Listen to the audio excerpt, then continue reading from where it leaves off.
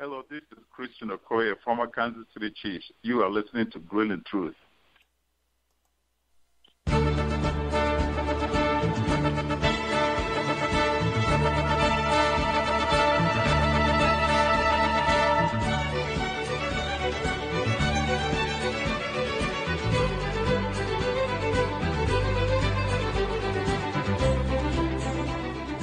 Welcome to the Sheridan Selection Show, brought to you by MyBookie.ag on the Grilling Truth Sports Network. Make sure you check out our sponsor, MyBookie.ag. You can go to our website, you click on, and that's thegruelingtruth.net. Click on the banner at the top of the page for MyBookie, and it will give you up to $1,000 free cash on your first deposit. It'll match basically up to $1,000, whatever you put in. So make sure you check it out there, or you can go directly to MyBookie.ag, put in the promo code TGT50. I am your co-host for the show, Mike Goodpaster, and right now I would like to welcome in from the Sheridan Report, Bobby Sheridan. How you doing, Bobby? I'm doing great, Mike. Friday afternoon, 3 o'clock Pacific, ready to roll. All right, and you want to start off, hit a little bit of NBA notes for this evening? I sure do. We always talk about, if you listen to the show before, we always talk about changing landscape. You've really got to pay attention to what's going on. And there's a few notes I want to bring up. There's of the 16 teams right now, 8 in the East, 8 in the West, there's only one team with a losing record at home of those 16. And it's kind of interesting. You have to win your games at home in the NBA. Miami Heat are holding on to that 8th spot right now, Mike. And they're 14 and 18 at home. And yet they're only 4 games under total. So they're a 500 team on the road, and that really speaks a lot for them. That's a sneaky team right there in the Eastern Conference, to be under 500 and still holding on to that 8th spot, but they're barely holding on. There's Orlando and Charlotte just behind them, a game back. So there's a lot of drama there at the bottom of the East playoff ranking. And then on the West Conference, I want to bring up 3 teams. There's 3 teams that are playing significantly very well, and that is Utah, the Utah Jazz, the LA Clippers, and the Houston Rockets. And those are 3 teams right now to really keep your eye on. The Rockets are finally gained that 4th spot that we've been talking about, and they're that team's hot right now, and that's the team that I believe is gonna win that Western Conference. And then you got Utah, which is so good on the metrics, the analytical guys with the defensive points per possession and take out blowout minutes, how well they played if you take out the blowout points that happen, and really ironing it down. Utah is a much better team than a 6th seed. And then you got the Clippers, who are playing very, very good basketball. And we're going to get back to the Clippers in a little bit when we go over our selections, playing very well. So there's 3 teams to keep an eye on in the West. And then there's one more big thing to talk about, Mike, in the Western Conference, and that's Golden State. And, we've talked about this too, with that team is 2-11 against the spread their last 13 games, and they're and just only 5-5 overall. So they're only playing 500 basketball right now. And that's something. I mean, this team, and they're squabbling, and there's drama in the locker room, and Durant called out Kerr, and it's just a mess there. And it's going to be interesting to see if they can turn it, push the button and go. And I don't think they're gonna. I think you've been on this all along. They're going to get beat, and I think Houston's going to be the team to get them. Well, I think Denver's going to take the number 1 seed from them before all said and done. They're only 1 game back, and they haven't played great lately, but 6-4 is better than 5-5, and they've got younger legs. That's a young team, and they haven't spent the last 5 years playing 100 games a year. Oh, that's a great point. Great point. You're right. Wouldn't that be something if Golden State didn't win the conference? Wow. I don't think they will. I think this is going to be Houston. I think a team like Denver could do it. And this may sound crazy, but I wouldn't be surprised if Golden State doesn't make it out of the conference semifinals. Wow. That's a big call. And it's, look at this, Bobby. Right now, 4-5 is Houston and Portland. So 4 plays 1. That's Golden State against Houston right now in the conference semifinals. In the semis, that's right. If that's the way it plays out, and we've both got Houston winning that series. You pointed it out a month or two ago. They were a pulled hamstring away from beating them last year. If they'd have had Chris Paul in Game 7, I think they'd have won the game. I agree with you. And Houston's gotten stronger. We've talked about that if you've listened to our show at the Surviving in Advance TSR segment of that. We've been on Houston pretty strong the last few weeks, and they're really putting their foot down right now. So that's going to be interesting there in the Western Conference as well. What's going to happen? Yeah, so do you want to go ahead? And the other thing that stands out to me is this. You talked about the East. I was going to mention this. But 30-34, the one thing about Miami is they may be the only team, at 500 or below 500 at home. But they're the only one of the 16 teams in the playoffs right now below 500. In the last few years, the Eastern Conference, those bottom two teams have been usually under 500. So I think that speaks to how much better the East is than what it was in previous years. Absolutely. And with LeBron out of the East, look at what's gone on. These teams are really gone for it. Philadelphia had made a couple moves. Toronto made a move with Gasol. Milwaukee got that. They're putting that whole thing together right now. They made a move. Indiana, what a great story they are. And they lose their best player, and they're still clinging to the third spot, in the top four. And you got Detroit. It's playing pretty good. We're going to get back to Detroit here in a second, too. So you're right. Good stuff going on in the NBA right now. All right, and let me remind people right now, once you get Bobby's picks, you go to the Sheridan Report. You can pick up a daily report for $10, or you can buy the entire month at $30, which makes a lot more sense. And $50. $50, I'm sorry, which makes a lot more sense than $10. And the other thing is this. When you look at this, you take that, you go to mybookie.ag, you get some free cash for the first time you sign up if you click through to mybookie.ag banner. So make sure you do that. Bobby, what do you got tonight? Tonight, I think is a real good card, Mike, and I really like it. I think it's going to be a winning card. Of course, I think they all are, but I particularly like tonight. We've got 3 games in the NBA tonight, 2 of which are top plays, and we always give out a free play. Which what I mean by that is it's still a nice selection. It's a game that I'm betting. I bet all these myself. And that's why I don't charge much on the website. That's more of a maintenance fee. It's more of to pay my website guy, and it's not my own money that I'm earning my own salary with. That's a game I bet my own game. So a free play doesn't mean a small play. It just means it's a game that I'm giving out that I want you to go look at my Twitter, which would be at Sheridan Report, or go to the website, as Mike said, the SheridanReport.com. There's a free play on there every day. Today is Minnesota in the Big Ten. +7 over Maryland. I think they got a shot to win this game straight up. But I think they'll be in this game all the way through with a big shot at the end, and that's a free play. The free play has been hitting about 70% now for a long stretch of time, and you can go back and look at that. On my website, there's a button called Archives that you can go into, and you can see the last 8 days, the last 8 reports.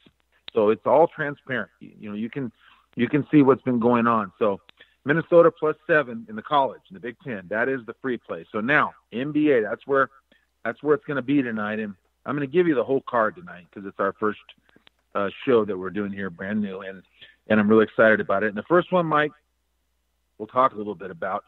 That's the Clippers. They're playing so well right now, Mike, and their numbers, if you look at points per possession and bench scoring and just the points in the paint and things like that. They're playing really, really good basketball, and they're favored. They opened up -1.5, so that's what it says in the report. They've been bet up to 2.5, and now I just checked before I came on the air with you.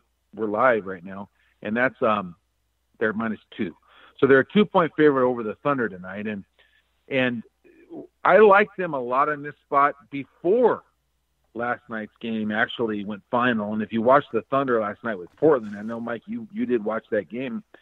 We watched it, together basically in different parts of the country. But that was a big game last night.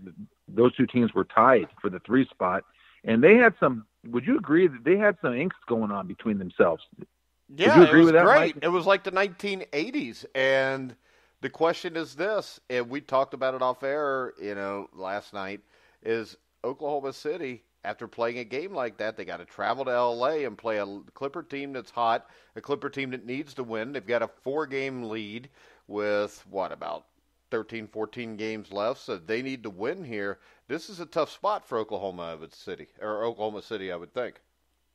It sure is, and I anticipated that even before I watched the fourth quarter. My report came out last night, even before that game went final, and the Thunder, they go to overtime, and they were just all in. Like, that team was so focused on winning that game last night. They can't help but have a little bit of a letdown. They can't help but have it, and they're not a real deep team. They only go about 7 deep. So, if you watch George, who's coming off a shoulder thing anyways, and you watch Westbrook, the way he performed, I mean, those guys have got to be a little less than 100% tonight, and I think the Clippers are going to take them tonight. And another thing to mention, Mike, the Clippers, they have that nice little cushion over Sacramento now for the 8th spot. They're tied with San Antonio, but I think they'd like to get the 7th spot because that would, in effect, get them to stay away from Golden State if Golden State wins it. Well, I'll tell you, Bobby, if you look at the standings, I mean, hell, the 4th spot's not out of the equation now. I mean, they're 8 games back of first place. You've got, they're tied with the Spurs for the 7th spot. They're only a game behind Utah for 6, and they're only, 2.5 games behind Portland for 5, 3 games behind Houston for 4. So, weirder things have happened.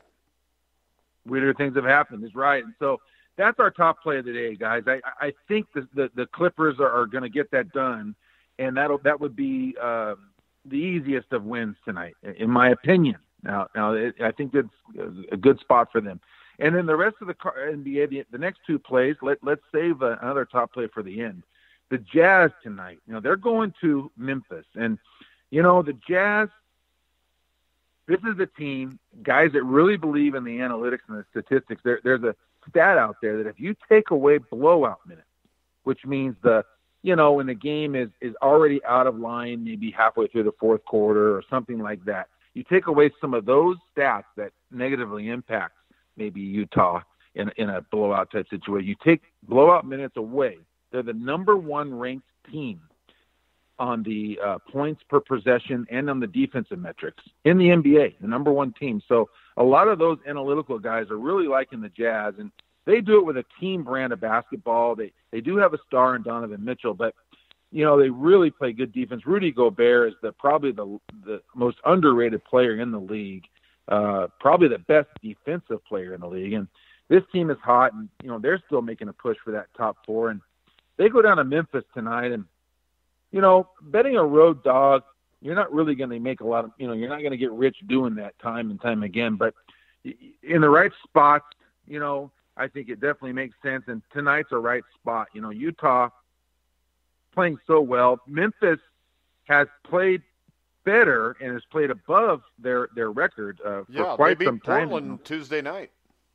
Right, they beat Portland Tuesday night. But, this is a great matchup for Utah because Portland is a much different style of basketball team.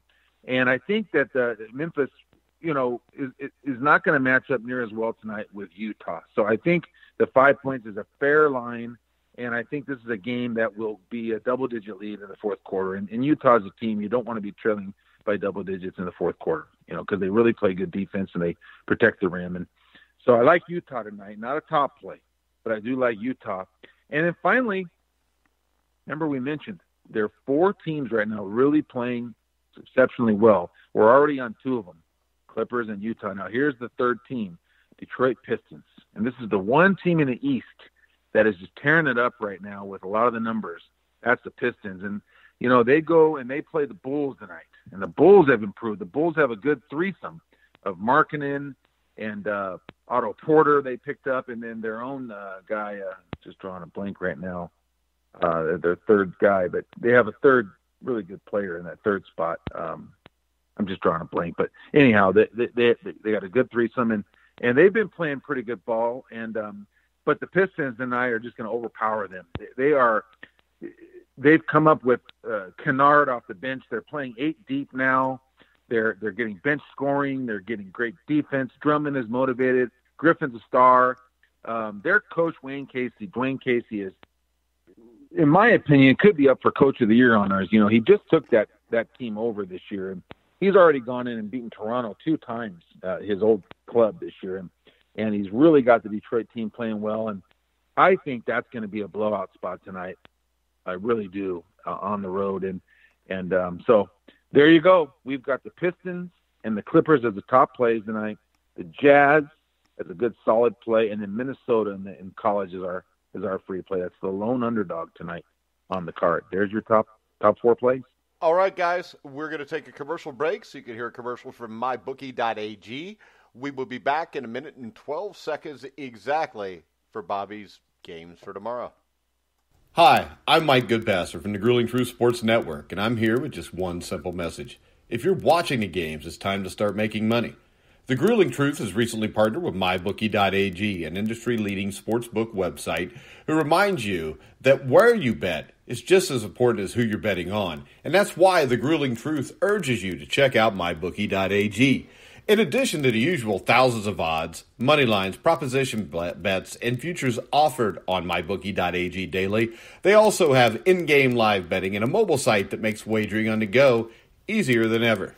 So join now and MyBookie will give you up to a free $1,000 cash bonus on your first deposit. Just enter promo code TGT50, that's TGT50, to take advantage of this offer. You can also go to thegruelingtruth.net, click the banner at the top of the page for mybookie.ag, and also get the same benefit and the same $1,000 free cash bonus on your first deposit. So visit mybookie.ag, courtesy of the Grueling Truth, and enjoy winning today. MyBookie.ag. You play, you win, you get paid. All right, guys, we're back on the Sheridan Report, brought to you by MyBookie.ag. I am your co-host, Mike Goodpasser, sitting here with Bobby Sheridan. Bobby, what do we got for Saturday? Well, guys, there's a game I want to just point out to you. I don't have the full report ready. It's ready usually about anywhere from 9 o'clock Pacific to midnight Pacific the night before.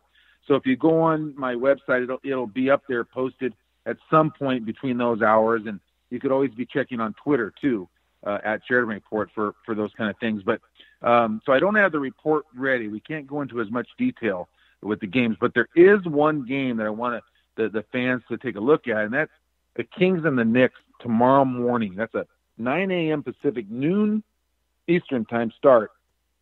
Kings travel from the West Coast. They played Wednesday night, so they probably took off yesterday for New York, and they're going to play the Knicks in body clock time, 9 a.m. for those guys.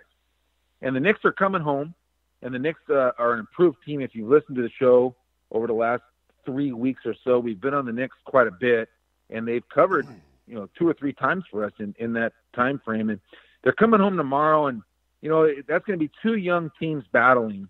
And I think the Kings watch for a real sluggish start in that game, the first half.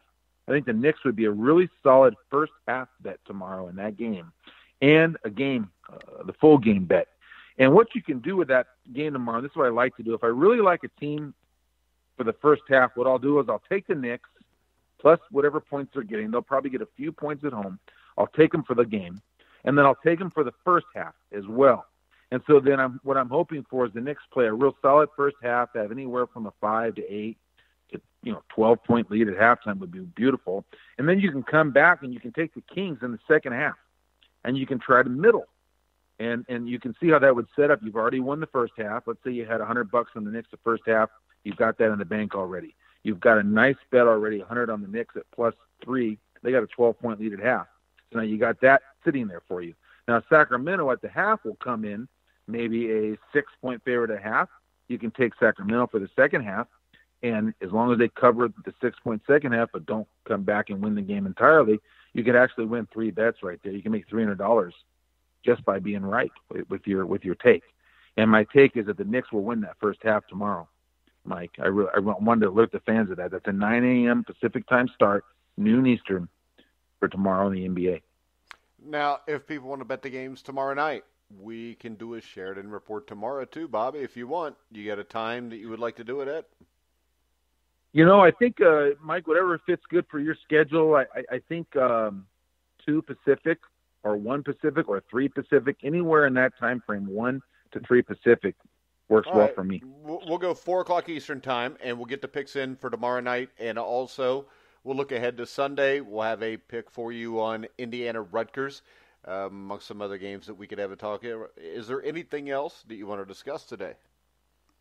Yeah, there is. Mike, we have an On This Day, that we introduced a few months ago to the Surviving Advance show, and I want to go ahead and attack that a little bit. I love On This Day. I think it's really neat to think back about sports. We're such sports fans, not just sports betting fans, and in 1971 on this day, and I know the aficionado you are of boxing, Mike, and a football, but boxing, 1971. This was the day that Ali Frazier won. Frazier ends Muhammad Ali's 31 fight winning streak at Madison Square Garden, retains the heavyweight title, unanimous decision in 15 rounds, called Fight of the Century. And let me know what you think. What happened in that fight, Mike? Well, I think this. I think you've got three boxing matches that may have been the three outside of the 1980 U.S. Olympic team. You have three boxing matches that were beyond just boxing matches and had cultural significance beyond most any other sporting events. And that would have been Johnson-Jeffries back in 1910, which was, the white champion coming out of retirement after 5 years to fight Jack Johnson, who was the first recognized black man to be the heavyweight champion.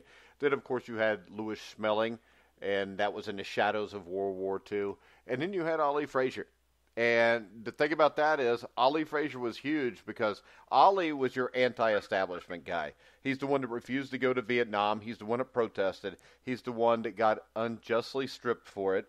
And if you think that Ali should have went because he would have just been boxing exhibitions and made money, that's fine. But Joe Louis did the same thing in World War II for the American government, and he didn't get paid because he donated the money back to the U.S. Treasury for the war defense. And wow. 20 years later, he was made broke because the U.S. government decided to tax him on the money that he returned to them. And that is basically what left him as a greeter at Vegas towards the end of his career. When you look at Joe Frazier, he was kind of your establishment guy. They both won Olympic gold medals. Ali won the gold medal in 1960. Joe Frazier won it in 1964. Ali was stripped, I think, 1967. So they both had kind of legitimate claims. I don't think Frazier's is legitimate because Ali never lost it in the ring. But New York City basically was the next recognized body. You also had the WBA, which recognized people. You had and then you had, of course, Ali, who was the real champion. But Frazier wins the New York title by beating Buster Mathis, who was the man that beat him in the Olympic gold medal match in the Olympic trials in 1964. But Mathis had broke his hands, so Frazier took his spot, won the gold. And then he beat Jimmy Ellis, who was a very talented fighter, who was also from Louisville, Kentucky. So Louisville, Kentucky had Muhammad Ali. They also had Jimmy Ellis. Ali and Ellis were sparring partners. They were best of friends. They actually fought a couple years later with Ali beating him. And basically whoever was going to win this fight would be recognized as the world champion. And the purse for this fight, I think, was like $2.5–3 million each. And this fight was so huge that you had everybody that was anybody there. Frank Sinatra was a photographer at ringside for Life magazine, so he could be as close to the action as he could be. And this fight really held broad meaning to the American public because in 1971, I think at least most people had realized maybe we shouldn't be in that war, but you had decided it was patriotic and thought we should do what our government says, no matter what, unquestioned. So you had basically Joe Frazier was white America's champion, fighting black America's champion. As messed up as that seems, and Ali would call him Uncle Tom. Ali was mean as hell to Frazier, calling him names that nobody should have ever called anybody. But the thing about the fight is, when it started, that night, Joe Frazier probably could have beat any heavyweight that ever lived. I mean, he was fast, he was violent, so was Ali. And there's a documentary called The Fighters. And on The Fighters, it is basically a ringside view of the fight, and there's no commentators, and you can actually hear the punches from the microphones in each corner of the ring. And the violence that those guys visited upon each other for 15 rounds, 45 minutes, I don't think the world has ever seen since. Ali Frazier 3, Thrilla Manila was a great fight, but that was a great fight because they'd both slowed down that they stood there and fought. This is a fight where Ali moved, he boxed, He threw hard punches. Joe Frazier, with the head movement, shuffled his feet, going after Ali. He knocks Ali down towards the end of the fight. And basically, he dominated the fight. I think the judges had it like 9-6, 11-4, and 9-6. So Frazier became the world champion. And the accounts are this, and this is amazing when you look at 1971, that on closed circuit TV and in overseas where it was free at some places, the fight was watched by a record 300 million viewers worldwide. Wow. It was watched by 27.5 million on the BBC in the United Kingdom. And that is well over half of the British population. It was also watched by an estimated 54 million viewers in Italy and another 2 million in South Korea.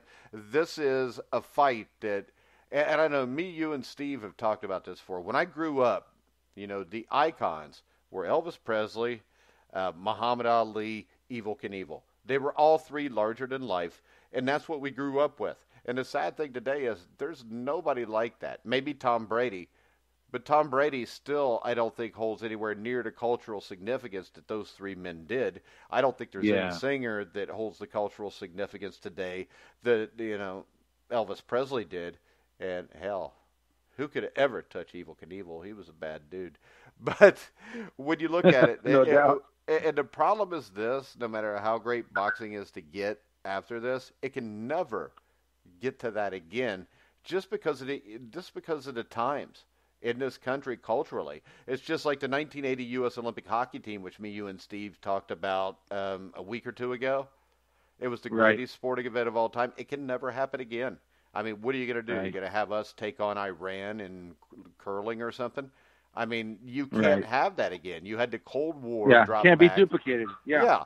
With 1971 Vietnam War, I mean, everything that went with that, with Ali announcing he was a Muslim in 1965, and his name was now going to be Muhammad Ali and not Cassius Clay. Muhammad Ali divided the country. And Joe Frazier seemed like a nice guy that worked his ass off, and everybody cheered for him. When you put that together, and then you put together two of the greatest heavyweights that ever lived in a ring, a 20-foot ring in Madison Square Garden for 1 hour on, March 8th, 1971, is something that I don't think could ever be equaled again in a boxing ring or probably in any sport. Amazing. It's truly amazing. Yeah, that'll never happen. And March 8th, 1971. And March 8th, 2019, we're just hoping the Clippers in Detroit can bang home a top play parlay. That's how the world's changed, people. We had Ali Frazier and won 1971 on this day. Today, I don't think that there's going to be anybody, unless we're doing this show 20 years from now, they're going to have it on this day about the Clippers game. Maybe we'll just have it on this day 20 years from now talking about that money we won. All right, guys. There you go. Bobby, you got anything else? That's it, Mike. Appreciate it. This is a great show. Love doing it. All right, guys. We'll be back at 4 o'clock tomorrow for the Sheridan Report, for Bobby Sheridan's picks tomorrow night. Once again, I can't stress enough, MyBookie.ag is one of the most legit places you could go to bet. They've been a sponsor with the Grueling Truth for the last 2 years. I've used them. When you win there, you get your money within 24 to 48 hours, which is quicker than any sports book I've ever been involved with. The customer service is top-notch. And remember, you go to thegruelingtruth.net, you click on the MyBookie.ag banner at the top of the page. It'll take you on your first deposit. They match up to $1,000. So make sure you go there. Make sure you check out the Sheridan Report at thesheridanreport.com or on Twitter at Sheridan Report. All right, guys, we're going to wrap it up. We will be back tonight at 11 o'clock Eastern with me and Jeremiah Pricer to talk about the day's boxing events. We'll be talking a little Daniel Dubois and Anthony Yard, who fought today in the UK. And also, we are going to have a little discussion about Floyd Mayweather and how his career may have been better if he would have lost the decision to Jose Luis Castillo. And you'll just have to hear our take on that. But make sure 11 o'clock tonight Eastern Time, you're listening to thegruelingtruth.net, or you can go to Spreaker.com, find thegruelingtruth.net. You can hear all of our shows live there. Click on the button to subscribe or follow, and every time there's a Grueling Truth show live, you will get an email telling you about that. Also, go to iTunes, rate us, leave us comments. The more help we could get. We're not ESPN. We don't have billions of dollars, but we also don't have bought views with those billions of dollars. So make sure you check us out there. Monday, Survive in Advance will be back with me, Steve Risley. Bobby will come on for a little On This Day. And then immediately after that, almost at 2 o'clock, you will get the Sheridan Report every day at 2 o'clock Eastern. So we're going to wrap the show up. Remember, you can hear all of our shows on iHeartRadio, iTunes, Spotify, Spreaker, Stitcher, TuneIn, YouTube. Wherever you find sports podcasts, you'll find The Grueling Truth. So for Bobby Sheridan, I'm Mike Goodpaster. You've been listening to The Grueling Truth, where the legends speak.